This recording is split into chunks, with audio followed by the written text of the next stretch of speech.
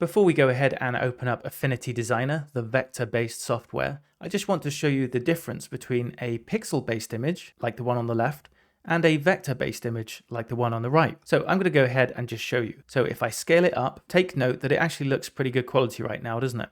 If I click and scale it up, you can see this quality is lost.